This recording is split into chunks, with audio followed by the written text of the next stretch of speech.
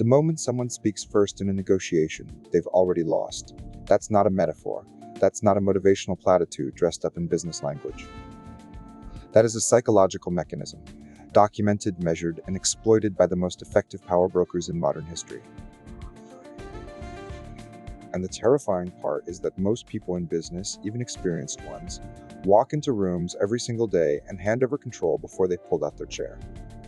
Today we're going to dissect exactly why silence is the most underestimated weapon in any negotiation, any boardroom, any deal. We're going to look at the neuroscience of why humans cannot tolerate silence, the tactical architecture of how the world's most dangerous quiet leaders structure their communication, and the specific psychological frameworks that turn restraint into dominance. Not the surface-level advice you've read in 1,000 negotiation books, the deeper mechanics, the uncomfortable ones. Because here's what nobody tells you. The leaders who move markets, who close the deals that reshape industries, who sit across from governments and walk away with what they came for, they are almost never the loudest voice in the room. They are the stillest. And that stillness is not passivity. It is weaponized patience. It is calculated architecture. It is one of the darkest and most effective tools in the psychological arsenal of power. By the end of this, you will understand why silence creates pressure, how information asymmetry functions as leverage, the precise moment to deploy a pause for maximum psychological effect, and why the traditional model of confident, assertive communication is actively working against you in high-stakes situations. Let's go. Section 1. The neuroscience of discomfort and why silence is coercion. Human beings are hardwired to fill silence. This is not a cultural habit, it is neurological. When silence enters a conversation, the brain registers it as a form of social threat. The anterior cingulate cortex, the region responsible for processing social pain, the same region that activates when you're physically injured, lights up during moments of uncomfortable social silence. This was demonstrated in research tied to the concept of social exclusion and conversational flow. The brain does not distinguish cleanly between being ignored and being attacked. Both register as danger. This is why interrogators have used silence as their most powerful tool for decades. Not shouting, not threats, silence. The FI's behavioral analysis framework specifically notes that silence, when held by one party after a statement by another, creates what they call expectation pressure. The speaker has exposed information. The silence that follows feels like judgment, like assessment, like the other party knows something you don't. And in that vacuum, most people will speak again. They will clarify. They will over-explain. They will, crucially, reveal. Daniel Kahneman's work on cognitive load is essential here.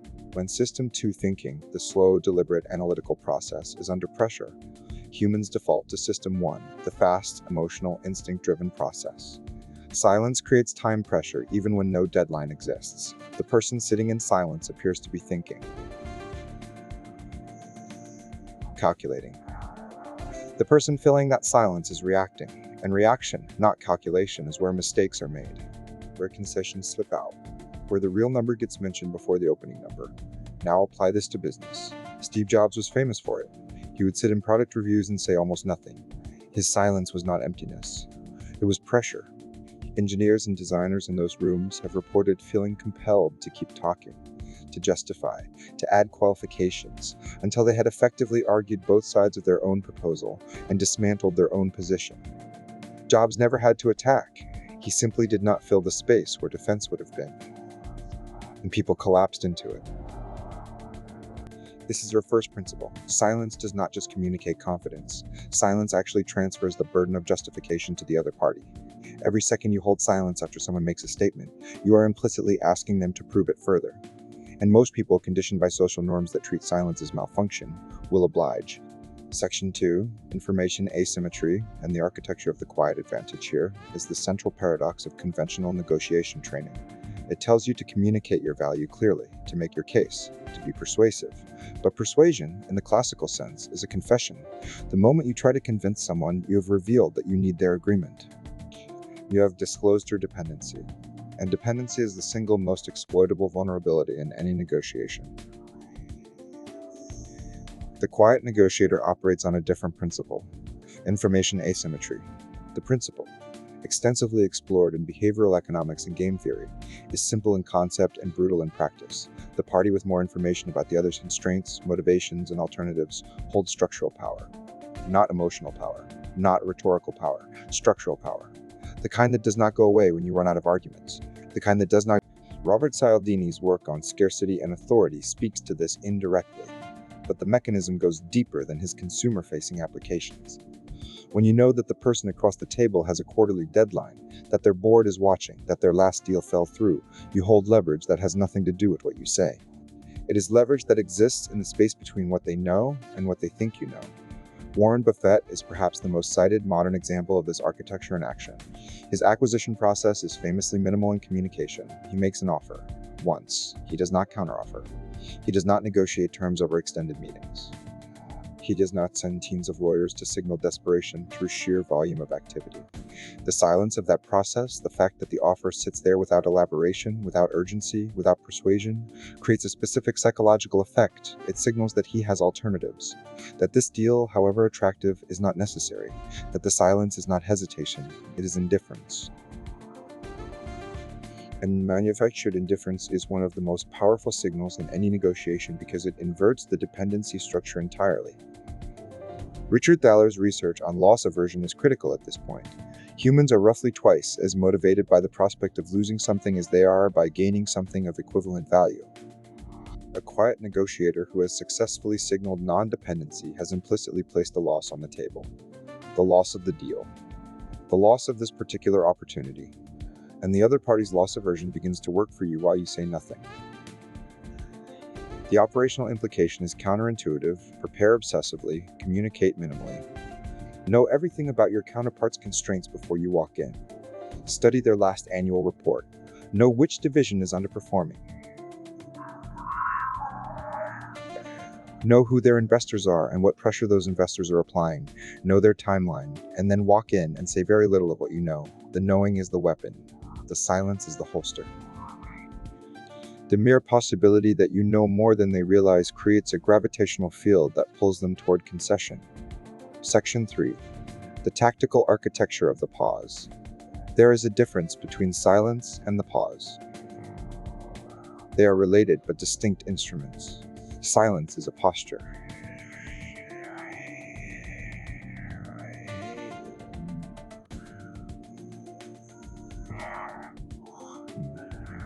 Distinct instruments. The postical tool. And understanding when, how, and for exactly how long to deploy a pause is one of the highest leverage microskills in high-stakes communication.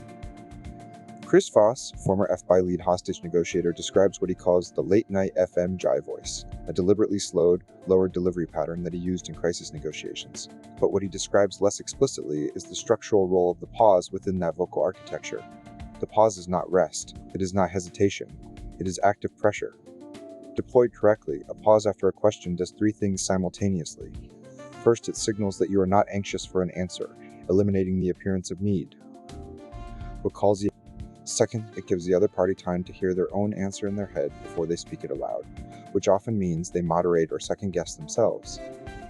Third, it creates the impression that you are evaluating what they have said with considerable depth, which most people interpret as skepticism, and skepticism makes people want to prove themselves. This connects to a documented phenomenon in social psychology, the evaluation apprehension effect. When people believe they are being assessed, their performance changes. In negotiation, this means they try harder to appear reasonable, credible, and aligned with what they believe the evaluator values. The quiet leader who deploys the pause has turned the negotiation into a performance review where only one party is being evaluated, and that party is not them. The tactical architecture of the pause has specific dimensions. Research on conversational dynamics, including work referenced by scholars building on Adam Grant and organizational behavior literature, suggests that pauses of 3 to 7 seconds after a significant statement or question create the optimal discomfort threshold. Short enough that they do not read as confusion or technical difficulty, long enough to be unmistakably intentional, long enough to feel, to the other party, like wait. How this played out in one of the most documented corporate negotiations of the 90s, the acquisition talks between Disney and Pixar. Accounts from participants describe Steve Jobs sitting through long periods without speaking during critical junctures. Not because he had nothing to say, but because each pause was a test. A test of whether the other side would blink. A test of whether their position was a position or just an opening line. Most of the time, in those pauses, somebody from the other side would add a qualification, modify a term, soften a stance. Not because jobs demanded it, but because the silence made them feel that their current position was insufficient.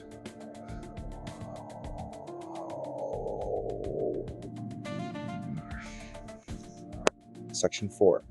Dark Triad Mechanics in the Cold Architecture of Control. Now we move into territory that is less comfortable and more honest about the actual psychological profile of individuals who use these techniques at their most extreme and effective.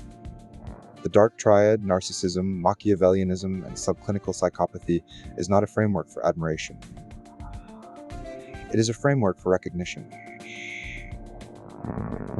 Because the leaders who have most systematically and ruthlessly applied the mechanics of silent power have, in documented cases, scored high on Machiavellian and psychopathic trait clusters.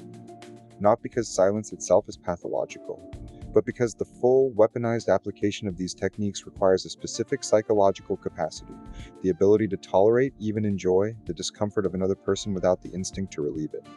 This is the piece that most negotiation training fails to address.